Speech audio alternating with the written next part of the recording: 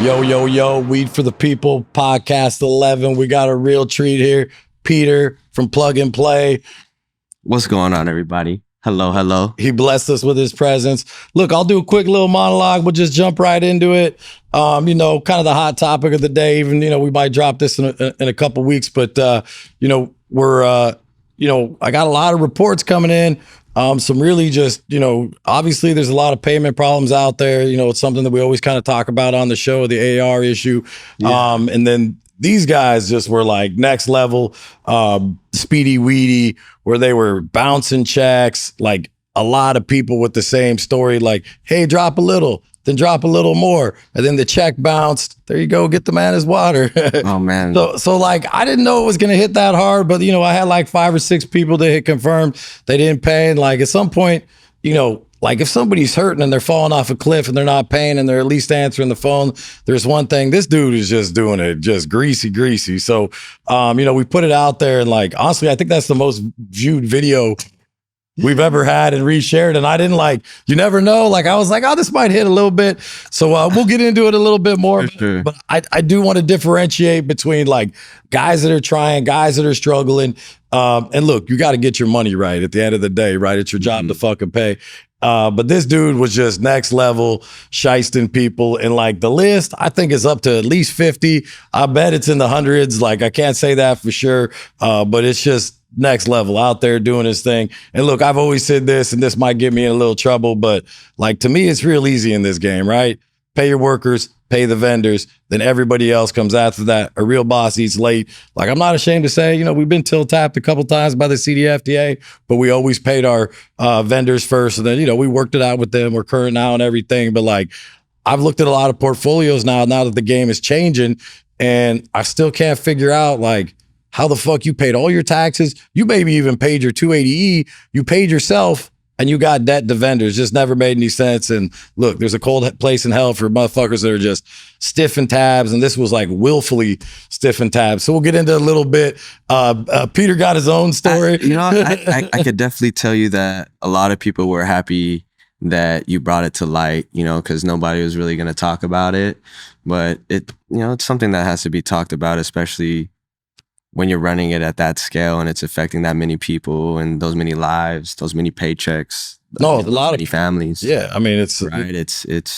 And we got to clean up the industry. I think, everybody has to run solid. That's the only way it's going to work. Cause at the end of the day, we got enough red tape. We have enough challenges and struggles that we all go through in order to kind of succeed on this side of the fence, right? In this industry, in legal cannabis, it's an uphill battle. We're not federally legalized yet.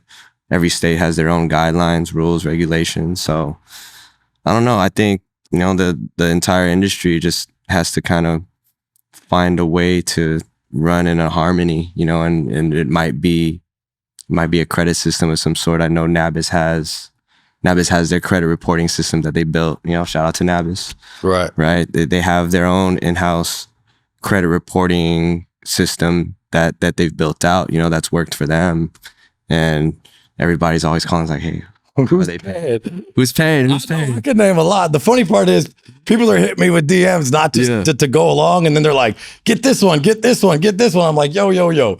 I'm not trying to put motherfuckers on the blast, but the way I'd heard this story was, some next level shit. And then we got to police ourselves. And look, people forget, like I've been, I learned a lesson in a couple of them in the 215 days, don't front and they get paid half in front. And there's always that little nostalgia, like, oh, it never happened. Like, no, that used to happen back then too. It just amazes me that like, yo, motherfuckers know where your store is. Yeah. You can't hide. And they're still doing it. Let's get into the history of, how you started in cannabis, how Plug and Play became such a force in the industry. Just roll out the story of like from, your first step into the cannabis industry to like, how Plug and Play was founded, and, how it became such a force today as, one of the best selling products in the industry. I actually originally, I was in the car business for a really long time, right? Me personally. And, a really close friend of mine, a group of close friends of mine pretty much we all came together. They brought us all to, one of our friends brought us all together and said, hey, let's do something. Let's do something in the space. I was in the car business at that time, so I was having fun. I was doing the exotic car thing, and I had a lot of clients in the space. A lot of people that I did business with were either cultivators or manufacturing, or I had stores, whatever, right, at that time. And so I started to kind of build relationships, and it, when we all got together, one person had the component of manufacturing, another person, everybody brought something to the table, of course, right, for us to kind of get the ball rolling. And a few years later, this is around what year? This was, I want to say, started originally, I want to say it was around 2017 is when the idea concepted, everything kind of, the ball started rolling. And then around 2019 is when, we were able to kind of get into the, I don't know if we should put all that on it. Whatever you're comfortable with, it's cool. Sure would. We'll work on that. Yeah. But I would say like 2018 is when we were able to kind of fully transition. Right. Like, okay, like now we're running in the rec market, we're full throttle in the rec market. Everything's ready. More stores are starting to pop up, right? So we just we said, we're going to do it the right way.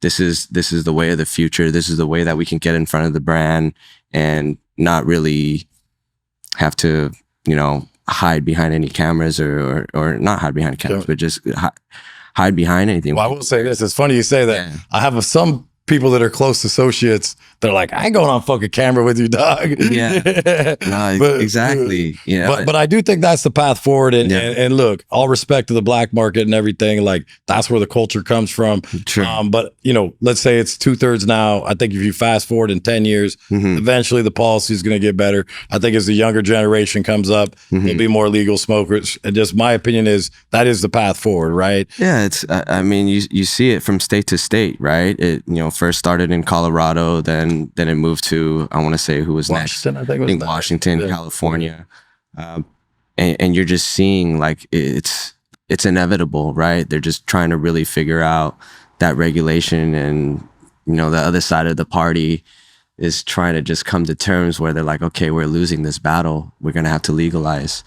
So we're just here for the ride. Eventually they're going to reform the policy, and I think there'll always be like a little bougie BM, just because I just think that's always part of the culture. But my take is, and I'm talking, it could be 5 years, it could be 10 years, but maybe it ends up being 10 or 15% and not 65, 70% like it is in Cali. And look, everybody's hustle is their hustle. Yeah. Not hating on it. That's just where I see it evolving. Yeah, the problem is they've made the legal market so hard to participate in that a lot of people have just been like, fuck it. And then there's, a lot of, look, there's outlaws that have transitioned over, but there's definitely that BM forever, culture out there.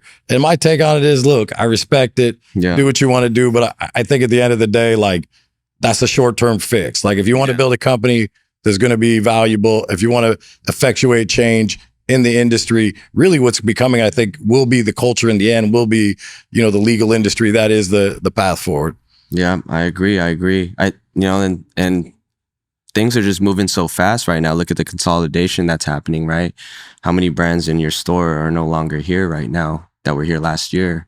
No, by the way, that's a super hard thing. We got no problem with plug and play. They fucking just fire off. I'm gonna ask you another question, but let me tee this up. But like, one of the hardest things we do is we try to give every legacy brand, every small craft farmer, but like it's just a crazy amount. So we just trimmed our menu, and it's super fucking hard thing to do. And I think we have the biggest menu and the most SKUs. Maybe there's somebody else that does, but for an operation, we got to be as close as anybody. And so we were like 160 brands. I would think it was technically 159. We had to skim it to 130. Yeah. And people are already reaching back out like, oh, we didn't get a shot. We didn't get this. Yeah. And then like on that 29 that we had to cut down, it's just it's sad. It's people we like. And then, I get, even today, 3 or 4 more text messages, people I know a little bit, they got a new product that want to launch. The issue for us is, twofold. One, it takes just as much to push, a plug and play order where you're doing whatever, 1,000, as it does to do one that's 10, 10, 10, 10, right? Sure. So I'm the biggest offender. I always say I'll go into purchasing and be like, oh, this dude's a homie, give him a little chance. They're like, stop, bro. So on the ones that sell, it's easy. Then at some point you got to look at the thing and you're like, man, you only had, 0.1%. And look, I always say this, like, I can't really influence it that much, like hardly at all, right? The bud tenders can influence it quite a bit. But the other end of the day, all we do is provide the shelf. We basically mark everything up the same, almost without exception. And it's really the brands that are responsible for selling. So I'm going to set up the next question. I think in one way, we're similar. You're chasing down Stizzy on the vape side. We're just running in our lane. No, I know. Respect. No, I got mad respect for. Yeah. Shout out to Stizzy and Sam. We respect them. Yeah, us too. Mad respect, and we've actually got a lot more friendly as time's gone on, and I'm always chopping it up with them. But it's fun to have someone that you're chasing a little bit. So I think we've kind of like moved into that number 2 retailer, if not by the end of the summer, right? And look, if we could just get a decent market share, we're not trying to get it all. There's going to be enough of us at the end. To your point, right? So I'm always like fucking with them a little bit, like, oh, you just got one, I'm getting one, right? But they're out there, right? It's very inspiring, and it's very, I would say, we're very grateful for people to even put us in the same conversation as them, right? Because they're such a well-oiled machine, huge company. I mean, they have, I don't even know. I would say, in the thousands, right? They're in the thousands as far as employees, right? That's a big organization. I think we have like 75 to 80, right? So I always say the less you have, to me, the more it's a flex, right? And then, same thing with us. We're undermanned and under, funded. But what's been interesting for me to watch, there's some other, ones coming on as well. But right now, right, Stizzy got the top spot on the shelf. Like, I don't think there's any secret about it. So I guess it's our data. And Plug and Play's running number 2. So I would say about like 7-8 months ago, maybe it was a year. I don't know exactly what. It was about a 4-to-1. Difference, right? And now you're selling about 90% and closing of just in our own footprint, right? To have our own data. You know how hard it was to work with Elliot? It took me years. I was chasing him for years. I was like, Elliot, come on, let's get at the store.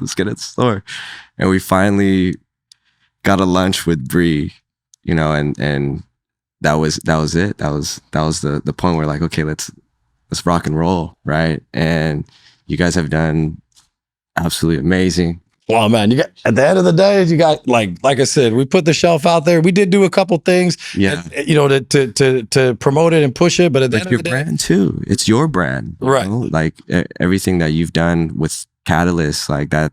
It's been a great partnership, right? At the end of the day, that's what this is all about. At the end, like it's the relationships and knowing you could count on the other guy. But it's been fun to watch the rise, and then the other thing that I really like about doing business with Peter, like whatever, if he needs to call me, there's an issue. For sure. Bang, he texts me, I'm gonna call him back, or I'm in a meeting. Midnight. Yeah, I'm gonna call him back, right? He's working and he's got like his little inner circle. Boom, he goes to them.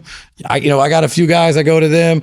One of the fun things we did, I think a while back, we're still running the deal as a buy one, get one half off. And then we were gonna do the batteries at $1 because that was like people were resistant, to get the, to like switch batteries, which, okay. So that like we put all that in less than 24 hours. Hey, you want to do this? Let's do the batteries at $1. Okay, we'll split it. Okay, boom. I told purchasing, I'm like, it'll be on the floor tomorrow. You're like, damn. I was like, that's how we do, right? That's how we do it. And they move the same way. So anything like little stuff like that, instead of like, we're starting to have conversations with some of these bigger companies and they just move at a different clip. And not to say like, it's not good to go back to your crew, get advice and move, but like, study long, study wrong. I think that's been a good part about, working with you guys among other things. You as well. Yeah. You as well. So what do you attribute, like, who's your main? So like, hey, we're going to do something, or you got an idea, like how big is that inner circle that you go to?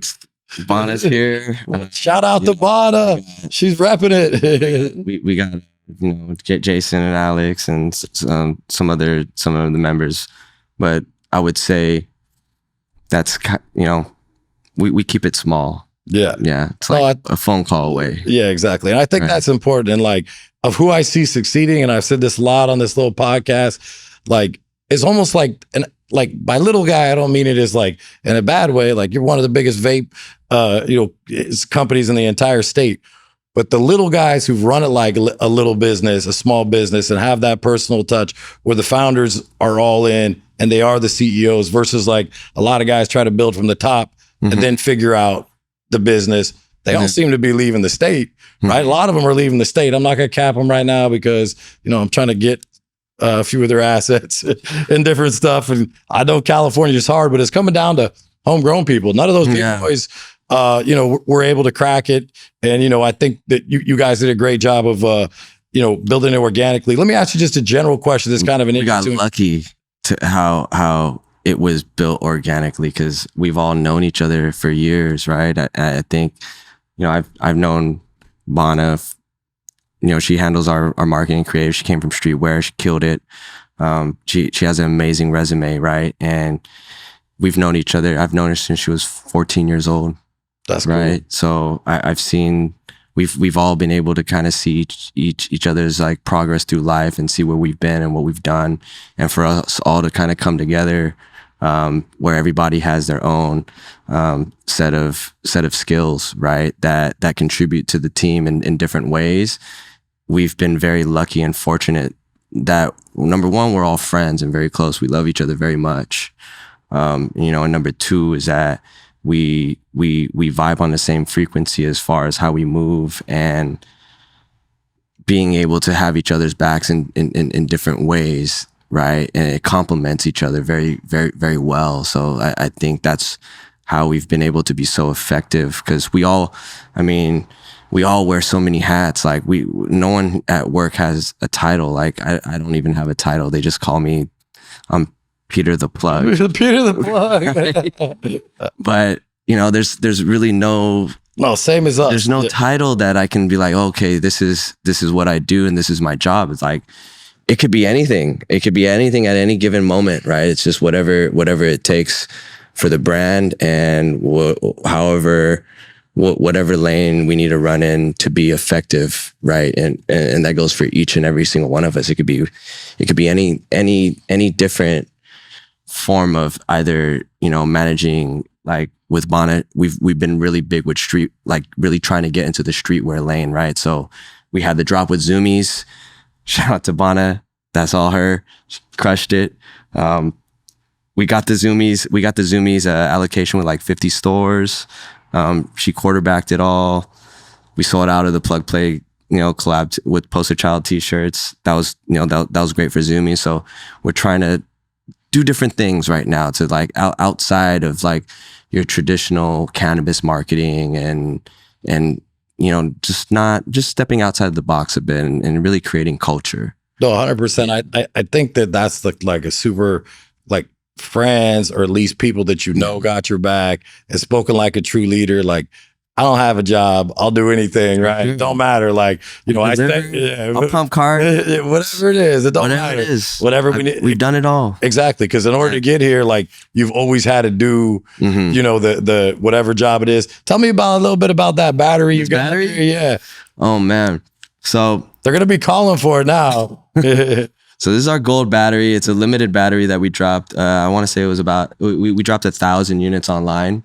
Sold out in, I want to say, a day or so. It was actually, it was pretty quickly, right? And so now we sold them, and for the first time, I think we've finally had a battery that resold on eBay, and we were like blown away by how much it was going for. That was a really cool thing, really cool feeling. What do you think you attribute that to? Just you got the hardcore fans, and they want to make sure they have. Yeah, I would say. I mean, it's unique. It's a gold-plated battery, and don't get me wrong. There's other companies that have gold batteries and gold hardware, but as far as this community, it's very special. It's very very tight knit community, very prideful community. You know, everybody in the Plug Play family and in the universe, everybody,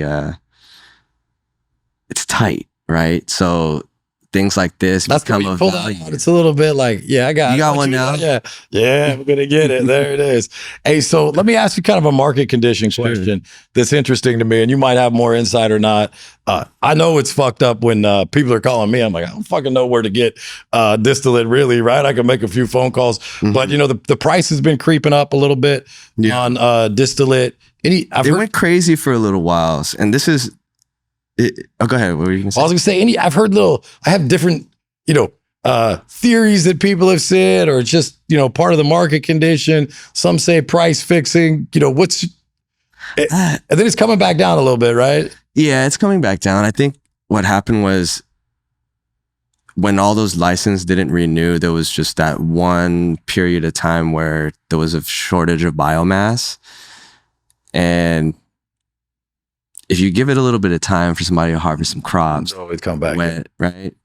So like a month or two later, which is enough time to set up a harvest, set up a grow, right? Once the biomass started to kind of hit, then it kind of leveled out, I guess. Yeah, even the outdoor flowers, this is the first time in a long time that it's crept up a little bit. I'm curious to see what October and November will bring. I mean, it always is seasonal anyway. This is like I keep thinking I turned this motherfucker off. Is that you or me? No. Sorry. I thought I had it off. But you know, you know, it's always interesting to kind of watch. And then, you know, usually May, June, July, the price starts creeping, and then the first steps kind of roll in late August. It will be interesting to see, you know, flower price, and you know, the distillate price for us is fine. You know, every once in a while, you know, we all it's love for everybody, but like, you know, when you get a little something, sometimes guys will use it to negotiate. You know, we've had plenty of guys be like, "Oh man, you know, and I'm like, it's going up. Yeah, I know. This was our labor costs." Like, but you know, so it was like 800, crept up to like 2,000. Where's it sitting today, more or less? Well, you don't have to give your price. You're probably getting No. I would say it's just still market price, not your price. It's still right around there. It's still right around there. I think normally what happens too, like it's always going to hit, like you got to be able to make probably whatever it is, at least 20, 25% on the good minimum, right? Going in. So like, especially something that's like, you know, a little more of a commodity. So like it can't stay too high for too long. And then even the flower, you know, last year, I think will be one of the worst years, if not the worst year we ever have on pricing. Like you can't grow for less than it costs. Like eventually, you know, to grow it, people are going to go out of business. But it's been an interesting thing that's been, you know, chucked around, because it was down there. Like what was the lowest? What do you think the lowest price? Man, it was like 500, 600. That's crazy, right? Yeah, no, it's. I feel like it's going to level out. Right now, everybody was just shocked. All the cultivations that just had nowhere to move their flower, they're like, no, there's just no way, right? I think it was about 70% of the licenses in California. Right. Hopefully they'll turn them back on. Like there's a limit. I think they're slowly starting to kind of like the ones that are meant to be here are gonna be here. I do this backwards, man. What the fuck is going on with me? Silent mode on means off. See, fucking this program up already. Hey, so let's talk a little bit more about the branding and the marketing. I mean, it's been so effective. It's really captured the audience, and you know, you got that strong, you know, following. You know, I think it's just really having fun with having fun and really engaging with the community. Right. And connecting with them on a personal level and talking to them and spending time to just answer every question you can, and just keep it very personal. Right. I try to engage with everyone that I possibly can, and just give them my energy, give them my time. Right. And just let them know that we appreciate them. But, you know, through time now, like I feel like it's getting to a level where we have to, you know, take it up a notch, right? And move it forward. So like I said, for us, you know, the most exciting thing that I'm excited about is really hitting that streetwear lane, right? And we just did I don't know if you know the brand, Awful Lot of Cough Syrup, shout out Desto, Doug. they're a really big, you know, LA streetwear brand, like Right. huge, great, amazing dude, amazing story, you know, got it out the mud.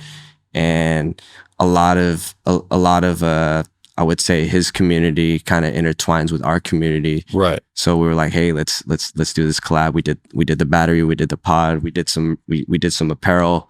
I mean, one of the shirts that we made is on his site for like $150. I would have never thought. That's cool. have thought that we would be able to get anything in that price point, but it's happening, right? So that's an exciting lane, because that's a whole nother What I think is cool is that, and like actually, you know, just our own in quotes marketing.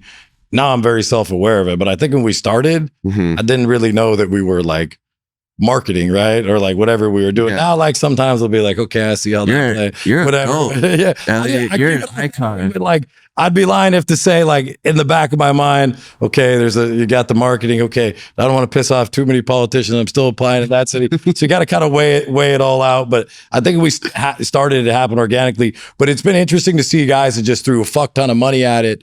And that's not the solution, right? It had to hit a certain like vein in the culture until you said that vibe, right? And then you get back to all the customers. I think that's super important. So like of anybody that's out there, you know, you guys have done as good a job of anybody. To our team, the entire team. Yeah, this is the part Bonna's going to put up. That's what, anytime I do any shout outs to Nathan, he's like, oh yeah, that's the part I'm dropping up. So look, let's switch it into the AR thing a little bit. You know, it's just an interesting ongoing. Yeah, you went off. Yes. Oh my God, we have to talk about that. So let me ask you a personal question, and maybe we'll get broader. You know, we kind of did the intro on it. Do you have any experiences with Frank? Absolutely. So give us a little bit of the story if you're comfortable with it. Everything lines up as far as like what everybody is really, you know, accusing him of, right? We're dealing with the same situation, right? And you know, it's really sad. It really is. You know, like we were doing such good business for so long, and we would have never thought, right, to where all of a sudden, like we see, it's a juggling act. You lose. I don't know what it was. I mean, if the money was spent, because it seems like it's a lot of money. Well, my joke around the office is he's running 40% off deals, but he's still making 60% margins because he ain't paying for any of the products. It's like, man, like as much as is owed to, you know, PLUGPLAY, like our company, right? We're doing business with them. We're seeing the same comments and same text messages and all that from all these other brands. And it's like, you know, we're not, and look, like we're not here to, I understand business should always be kept business, right? But I mean, the cat's out of the bag already. Everybody, this is a topic of discussion right now, and there's no hiding from this, right? And this is a very big deal, because this is a lot of money. It's not just us that's owed. It's deep into the millions. If I was making an estimate, right, like I could confirm into the millions.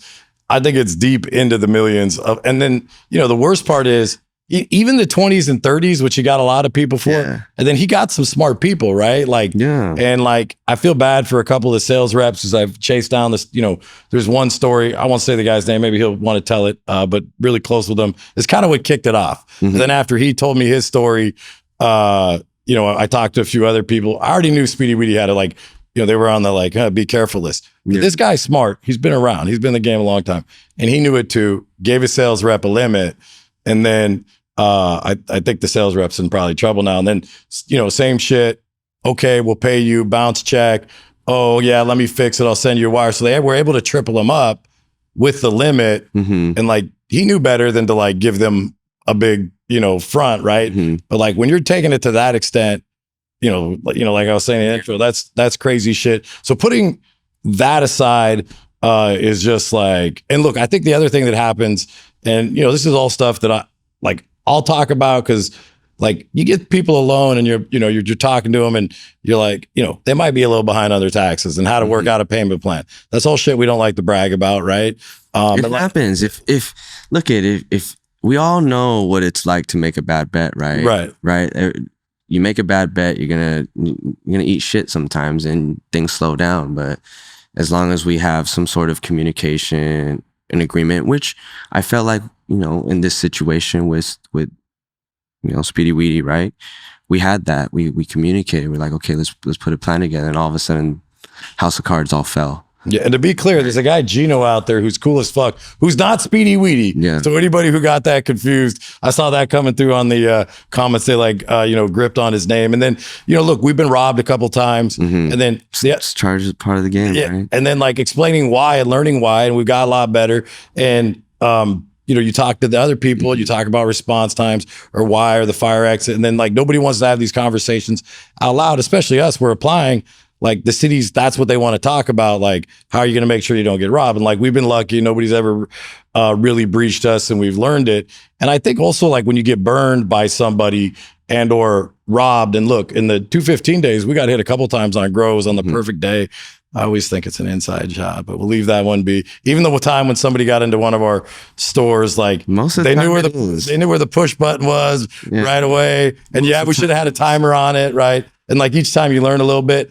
But it's and I said a little bit in the post this morning, it's like that feeling of like, man, now I just feel like shit. The money's part of it, right? It's always part of it. You got to get over that part. And you're like, okay, I'm going to move forward. But knowing that somebody got you, just, you're just trying to be a good human. Right. And then, look, people are going to be, especially since the state of the industry, you know, I don't think you should be late. I think vendors, you sold, especially once you've, you know, sold the product, you know, whether you COD'd it, or you had it on AR, you sold it, you got to pay. That's just like, it doesn't, there's not really a debate there. Look, if you got a big excise payment and you get on the phone and you're like, hey, I need 3-4 days. Okay. And then even like, let's say you take it a step further and you just mismanage your money because you did whatever. Like when you stop taking the phone calls and meeting the obligations or setting up, I think most people in this game are super sensitive to what's going on and like, hey, whatever, it was supposed to be 40. I got 20 this week, 20 next week. That to me is a different level. And that's why, like, if I do, you know, whatever you would want to call it, put somebody on blast. I was joking today. I'm like, I'm not a fucking DJ. People are like making requests. I won't rattle off all the names. Like, I'm not going out of my way to go there. But this one was so egregious. And then the guy it happened to was a good friend of mine, really, and somebody we do a lot of business with. So I was like, all right, let's get this motherfucker. But it's out there, right? But again, there's degrees. I mean, how have you been able to deal with that? I think right now, I mean, just looking at the situation, right? When you look at the entirety of what's happening and how many lawsuits are already being filed, money that's not even being able to get dispersed. In all reality, what are the chances and likeliness that we're going to get any of this money back, right? And after what's going on, I mean, what are the chances that they're going to be able to rebound from this? So it's a double-edged sword. One, thank you for calling them out. You know, you did your thing and called them out, but now I think it'll probably ruin what they have going on to where the hope is not going to be able to recoup anything. Yeah, I'm not going to say it wasn't like the punch first, but the hope is that nobody else gets burned, exactly. Right? Because it really is a Ponzi, exactly. Right? It's not like follow what you want. It really is a Ponzi, and you're just looking for new victims, and it's a little more complicated because there's a shelf and it's like a kick in the nuts, right? When it's a kick in the nuts when you see this going down, and then you see that they have another store that's about to open in Corona, you're like, what the fuck? Yeah, so now you're doing it. Yeah, somebody said what they say VC. Guys building shit on VC, and I thought that was kind of clever. Vendor credit, and I was like, not venture capital, but vendor credit.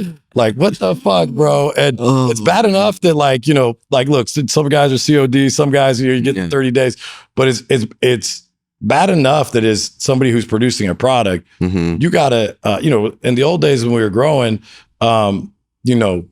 like the trimmers, you could even hold them off, right? Because somebody roll up, we had I think at our max, we had, maybe 50 hoop houses rolling. And then when you get into season, you're doing 3, 3, 3, and you're hitting them at all the farms, right? There was 5 different farms. Like, the trimmers weren't tripping. It was like, yo, bro, let me just let me sell, the whatever, a box or fucking, a couple boxes, and everybody's paid right away. Now the growers, the manufacturers, they got to pay everybody for everything to get the good produced. And then you got to go through testing. Then you got to get on the shelf, et cetera, et cetera. So it's a lot of pressure. And then, for us, like, it's a lot of work. One day I want to be able to COD everybody and just not sweat it. But like the amount of inventory that's growing and growing, and even like, we had to shrink our days that we were holding down. And the same thing about cutting a few brands, because it's easy to predict, like you might get it off a little bit, the bigger brands and how much they're going to sell through.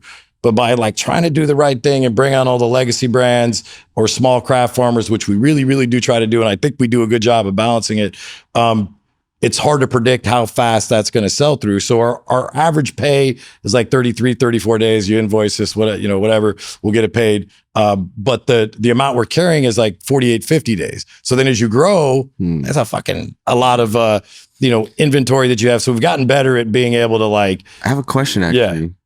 So do you actually run into any situations where it's like, all right, like there's a brand, you get it, you get the invoice, it doesn't sell through, but you have to pay them still? Yeah, happens all the time. It's fucked up. Yeah. Yeah. So the other thing we've been talking about doing, and people hate it, but like to take on a new brand and take a risk, and like I never want to like put people on consignment, but then the flip side is, okay, like we got our brands. And look, I've been surprised before. So there's been a few, and I won't get into specific stories where I was like, and then we got it, then it hit, right? Like, okay, so that happens. But Plug and Play. There's a few others, but that's the biggest one. But the general, like for every one of those, there's 20 that didn't make it, right? Then it's like usually a friend or somebody, like I said, on the worst offender. So then you take it on, and then you got to cut the price to dump it. So you're taking a big L, and then instead of buying something that and we already run on small margins, right? Then you're losing. So, when I've been talking to staff, which is like, hey, if we're going to take on new shit, like we got to do it on consignment. Look, they could have free access to our inventory. Then when we sell it, we pay them. Otherwise, what you do is you take it on as 30-day terms, you're gambling. And then like it doesn't sell. Yeah. That's my fucking problem, right? Yeah. And so, and I've seen some of the comments like COD only. And like, yeah, I get it. That's the best way that everybody, would want to do it. But at the end of the day, like you can't COD every product on scale unless like not today, unless you just got the, fuck you money to do it. So it's that whole balance of, look, we want to take on new brands. That's part of the discussion that we're doing. And then just the workload. People underestimate like, oh, I'll just be on a couple shelves. Then I walk into purchasing, there's 6 of them in there. And they're like, come on, motherfucker. Like, you killing me, right? Yeah. Because like I said, it's just as easy. So, a Plug and Play, I think it makes up 9% of our total sales, something like that. Yeah. This is such a hard But game. it's just as hard, like maybe a tiny bit harder to do that than just, one of the other 80 that probably don't equal as much as Plug and Play's selling. So then you're like, do I want to burden the staff with the work because I'm trying to do the right thing? And there might be 80 brands, which takes 8, because like I said, it takes just as long to, to knock out, whatever, 10 of each as it does 10,000 of each, because you got to build the whole order and do all the shoes. And I think SKU wise, fuck man, we're up there now. We're in like, I think it's a few thousand. I think it's like 3,000 SKUs. So they got to push all that. We're working on automating it, but that is definitely like, a fine line to walk. And then, I'll still take new ones on, but like we're starting to get, since we've been like not burned in a bad way, like we wanted to see them succeed. It's that. And then, nobody ever shows up and says like, I got this product. It's kind of like mediocre.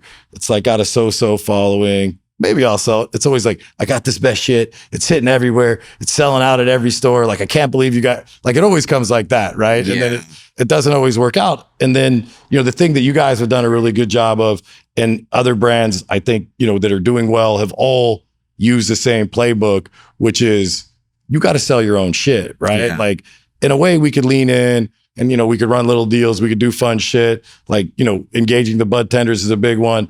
But if there's not a following, or there's not like a push by the brands and there's not follow-up, like some people think you just get in the door and it's like, it's sold. No, that's the first yard in 100 yards, I say. Yeah. Yeah, exactly. Right. It still has to sell through. You still have to try to engage consumers, right, to purchase product. And I think the industry has just evolved where a lot of consumers, most people kind of know what they like, right? And if they like one thing, they'll just kind of hop around to something that they've had their eye on or that they're familiar with. They're like, okay, let me try this product now, as opposed to trying something completely new. There's a little more, I see that more of that going on right now. No, I agree. And we see it with our online. We do at our bigger stores, the online, like, that's it. I just want to come in and get my plug and play, or I just want to get my coastal or whatever it is, right? And go, right? I will say this though, the average guy usually gets 2.5 items. So let's say he's coming in for a plug and play because we're running a deal that day or whatever, like he might pick something else up. So sometimes like, I'd always try to push the price down as far as we can just to get the volume, get people in. And then they get, the other thing is, you know, we're competing with the black market, which is fine, but like, you can't be looking at the other guy's price and thinking like, that's your competition. Your competition is the entire, it's all one market, right? So always have that in mind. And then if they could get in the door, the hope is, all right, they're not going to go, you know, anywhere else once they come to Catalyst because we got everything. You know, I stress the vibe to the, like you said, vibe's big with me. Same thing around the office. You have an amazing team. Yeah, I love hearing that, right? Yeah, absolutely do. Yeah, who runs your account at our? Big Joe. Yeah, cool. Joe is your rep. Right. And on our end, who runs it? I want to say it used to be Will. He says he wants to gamble. I was like, we were going to gamble on price. I won't give out the price. Right. Will wants to golf for it. Yeah, he wants to golf for it. And I was like, you going to win, dog? I think he's a little better than me. Well, he said he said he had you like by 4 on the handicap. And I was about like, 4, yeah. And I was like, but you could fucking lose that. And he's like, no. If I play really well and he plays really bad, then yes, then potentially it can be close. But it might be fun to do it for like a week because I don't want anybody, you don't want to gamble with your friends too much, right? And maybe we do like, that's a lot of money. That's what I'm saying. It would be I won't say exactly, but you know, if we did $1, that could be a 6-figure round. Yeah. But he's claiming it. And I was like, we going to win, dog? What the fuck? Right. He's going to have to give me strokes.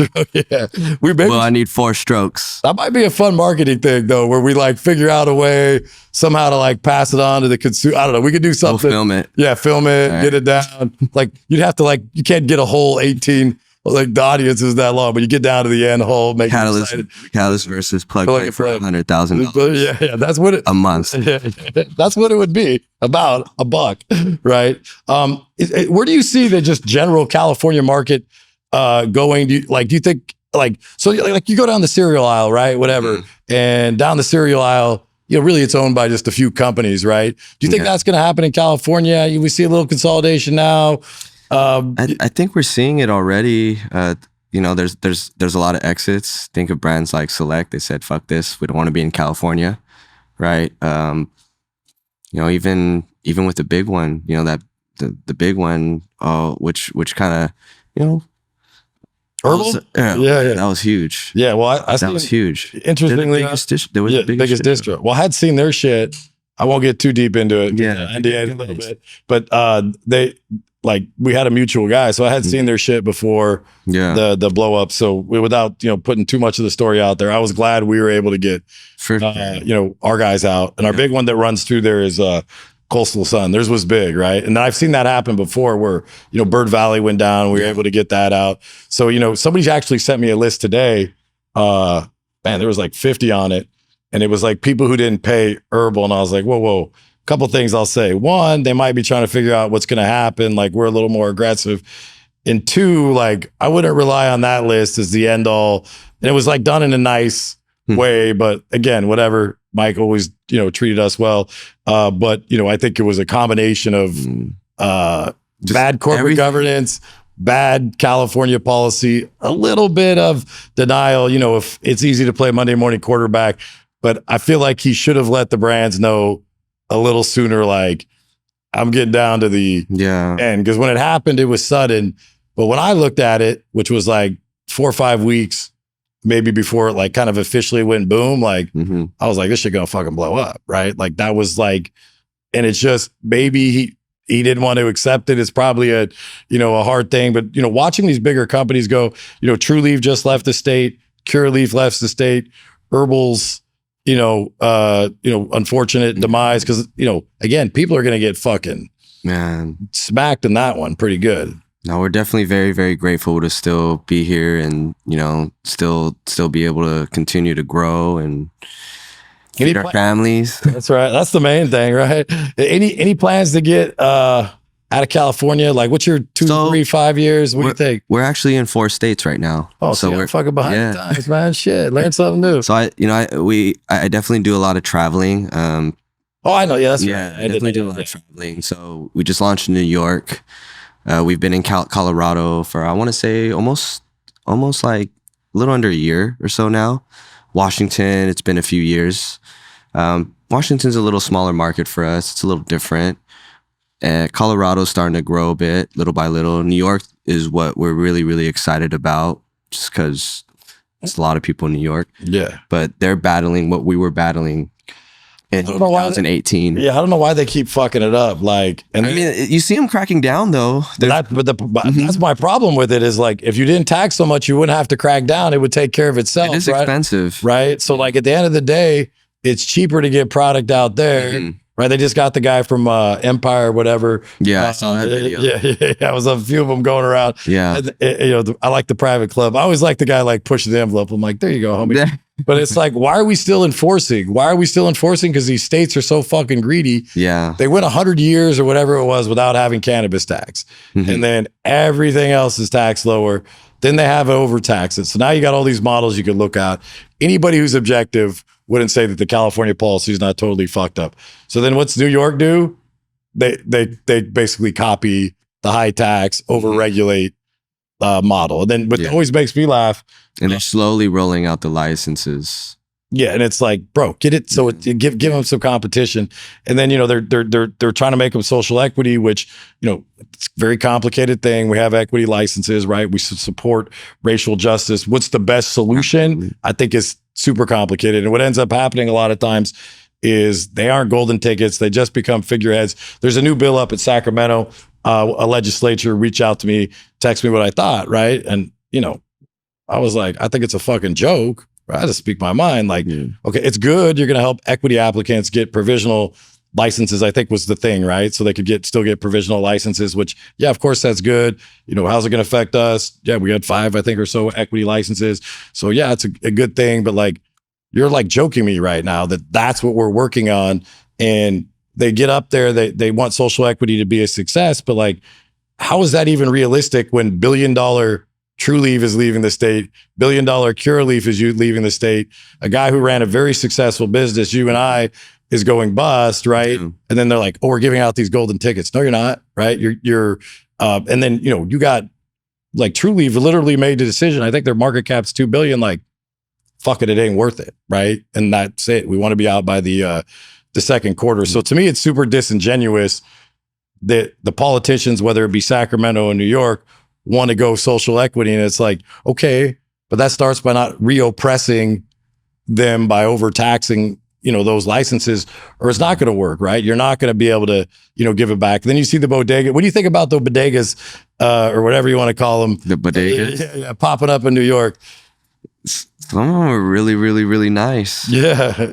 I love New York, by the way. New York is amazing, amazing, amazing city. I've been there a couple times. Nothing like it. Like, I don't know it well, but New Yorkers actually aren't mean. They're they're actually kind people, but they're very prideful and they'll defend their territory. But everybody that I've met in New York has been so nice. Yeah, it does seem like they're gonna get that right. Yeah. And then, as much as I think California will be the best market and the best state on the planet, if I'm betting money, New York's going to be pretty close behind I would say so. It just needs to wash itself out, go through the same bullshit that we've been through. And the hope is they're going to fix the policy now. But I do think that the people that have made it to this far, we'll lose some more shit. Who knows? Maybe we'll be in that category. No. Bro, it's all headwinds now. They got that big old excise thing. But at the end of the day, you are seeing people kind of emerge that you're like, I'd bet on him. I bet on him. I bet on him. I bet on him. I bet on him. And it really a lot of it is jockey. driven, right? Like, you know, I'm watching, I'm getting a little more into the, we're finally like, we're allowed in the room with some of the institutional money. They used to be like, get the fuck out of here. Crazy. Yeah. They was like, Now they're like, all right, come on. Well, it's kind of funny because, all the shit that they invested in, like it looked real shiny and it looked real nice, right? But it's not that kind of a sport or whatever. And they've now missed on a lot of investments and they get a C. But if I was one of those guys and I was, not, trying to build a business and for whatever reason I got, born into being a guy that loaned money, I'd just be looking at jockeys right now. Right? You know what I mean? Or companies that you see like, hey, if this guy could just scale a little more, they got a lot of potential. What do you see maybe after? So you're in 4 states now. 4 states now. What's your next like 2 or 3 targets if you had it? What do you think of Florida or Illinois? Yeah, it's all, we've definitely had conversations. There's stuff on the table. We just haven't. I think it just comes down to workload, right? And how many balls in there that we can efficiently juggle and not adding that extra ball where now we're dropping all the balls. Right. We had a store in California that adds strength. Yeah. We had that store in any other state right now. Like we're just a one-off bomb pod. Like the brands will be lucky if they, come to deliver. Now, we could, There's a lot of work already just for 4 states. Right. The dream, of course, is to have this crazy all the way spread all over global type situation, but just 4 states right now is already overwhelming. Just California by itself is already overwhelming, right? So dividing time to really kind of help and figure out, each and every demographic and location. It's fun. It's fun though. I enjoy it. Because every market is a little different and there's a different culture and there's different ways to speak to people through cannabis, right? And part of the fun and challenge of it is really going out there and embracing the community on it's like, okay, how can we reach and find a way, into these people's lives, right? And connect with them as a brand. 100%. Do you guys have satellite offices in those? Yeah, that's cool. Yeah, so we have a team in New York that's going, crazy hard right now. How'd that come to be? Like, so like a lot of, people have brought me a few things. I was like, bro, I wish I just can't right now. Just having the right partners, right? It's just finding the right partners that we can also kind of bring in and consider family and being like, okay, like we don't just work with everybody. Right. Our circle, our company is so tight knit, right? There's a degree of like, it's not just hiring anybody that submits resumes. It's like, hey, like, who do you know out of your immediate circle that you can trust with your life to come and ride along this journey with us? No, 100%. We've built them like, half our people or so have been built from the stores. Same thing, right? And then even if you get somebody that maybe is productive, but they don't quite fit with the culture, like, or the vibe gets off, it's like, let the personal, you got to go. Exactly. Right? It just doesn't work out. Yeah. And you're not all in. We've had that. You got to go. And I do think everybody pulling on the rope the same way. And then I always say like, if I can't do business with you, like you weren't really my friend anyway. People say like, oh, I don't want to miss friends in business. It's like, well, let's test it out. Were we really friends? Or I just thought you were like, funny and entertaining, like you're getting that pit. So I think that's been, something that we've been lucky that we've like, everybody's bought in, like, because it can't just be one guy killing himself. Like the way this thing is now, we talk about it, you got to be lean as fuck. There's just not a lot of money being spit off. And like, if everybody isn't willing to, or almost everybody willing to put in those extra hours and believe that there's something on the other side that's promising, it's not going to work. Yeah. That's, like I said, it's just finding the people that are willing to wear a lot of hats, right? For the purpose of really all moving in towards the same direction, trying to, attain the same goal. Without getting into specifics, do you get some of these bigger companies like trying to get royalty deals with you, I'm sure, trying to bring, because I know it's happening to some brands, I don't want to like. Not too much really. I mean, like nothing real, nothing concrete. It's, like, we'll have conversation, but it never comes down to an actual number or anything like that. Right. It's just, we're realistically, nobody's buying any cannabis companies right now. No. They're like, fuck that. No, I mean like Like whatever. Let's say you want to go to Florida. Uh-huh. Some guys from Florida hit Yeah. you up and say like, yeah, that's what I'm talking For about. sure, Yeah, for sure. Okay. Like basic like licensing deals. Yeah, like yeah. Yeah, no, those definitely come up, right? But you know, at the end of the day, it's just we prefer to have a little bit The control of it. not just control, but also connection. Right. You know, it's not just about a number and a figure. It's like, all right, who are we working with? And you know, can we be friends? Can we party together? Can we, eat shit together? Right. You know, you have to eat shit, right? Sleep on the sidewalk together. Like, can we do that, right? And can we ride together? So it's shit. That's gonna be the clip right there. That's some wisdom. Remember that one? What are we at 55? What do you think about New York, man? Because I could see it's an interesting market to me. It looks like if I'm watching it from the distance, and your guys are brave to go in there. But it's always good to be first mover. And again, if you keep it lean, you don't get hurt too bad. Man, that thing just looks like. How do you see that thing playing out? Oh man, It just looks rough right now. It looks rough right now, but I think once more stores come, the bodegas once they they're getting shut down little by little, right? And there are some of the bodegas that are just waiting for licensing, or they're right there. You know, they just have everything kind of set up to where they can kind of convert over. Once it goes, it's going, because it's such a compact city, right? And I think things spread a lot faster out there. No, for sure. Yeah, so it's exciting. It's exciting to kind of play out there and really, put things in position to see. Okay, like let's feed it. Let's work. Let's put in the effort. Like, let's really try to figure this out and by, pretty much eat shit right now, right? But you're positioning. My thing is, even if I could grab a store, like we got ones that pump, and then we got ones like, if we can get it even, I'm good. Because one day that's going to be a good store. We're just moving our way to doors, right? Exactly. And we don't want to. I mean, we're one of the very few brands that are even out there. There's only a handful, literally. No, it's fucking literally like. You're brave to jump into that.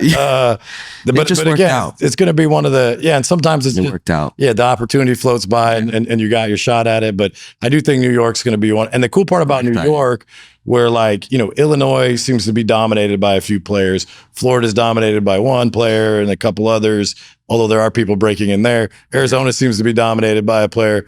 New York seems like it's going to be more of a California-esque vibe to it once it gets like, who's fucking dominating California? Like, nobody got more than like, I think top 10% market share. Like, there isn't somebody who's got California. Yeah, no, I would say Stizzy. Yeah, Stizzy's probably the one, but I'm saying like they have like at least 30%. I think maybe, well, if you added it up all together, not quite, but like compare them and this like to a True Leave in Florida, or compare them to a Harvest in Arizona, and those licensors are stacked all the way through. The game was a little different because it's born here.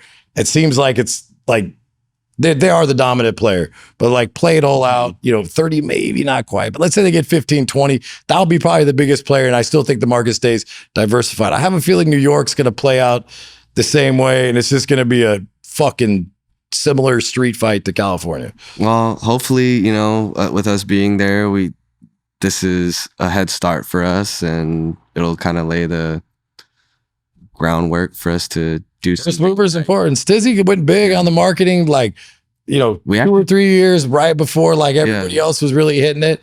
And that first mover is, not to say that they haven't grabbed the culture and they're not doing big things, but that's been a big, launching pad for them here in California. For sure. We both, I would say we started around the same time, and they just came out so heavy, so strong, and we're like, wow, they're so cool, right? Right.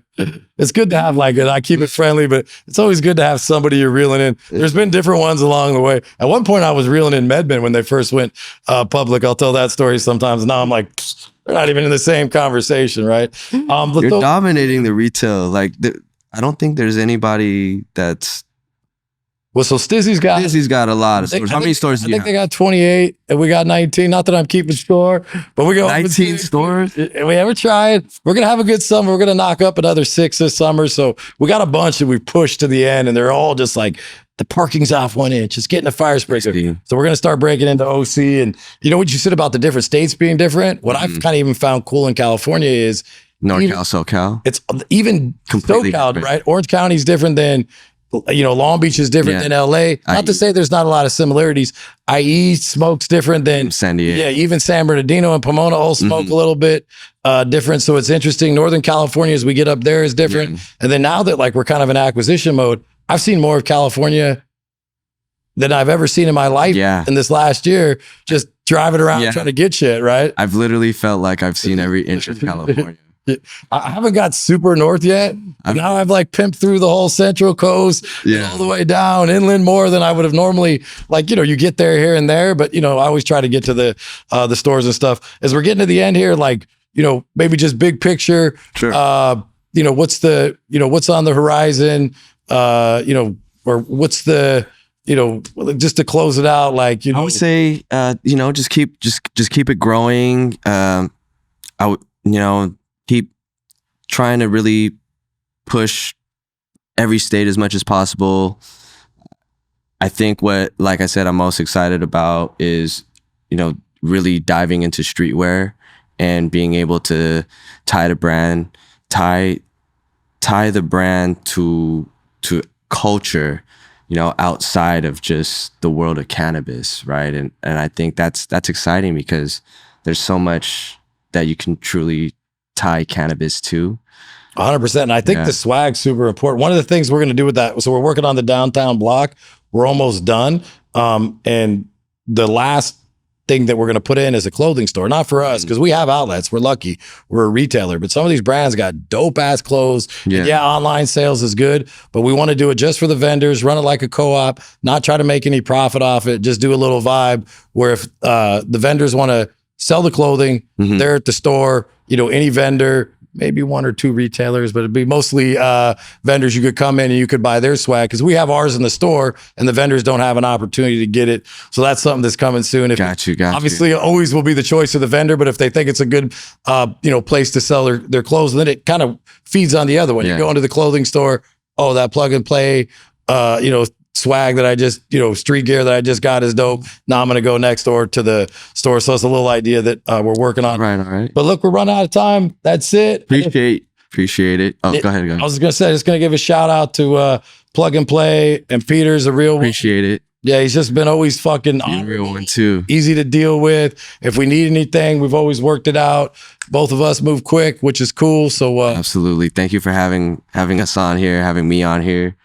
You know, and thank you for everything that you do, you know, for the community and really being the voice to telling everybody to fuck off, you know. Yeah, when they need to. I appreciate you, man. That's it. Episode 11. We're going to end this one a little different. Vapes for the people.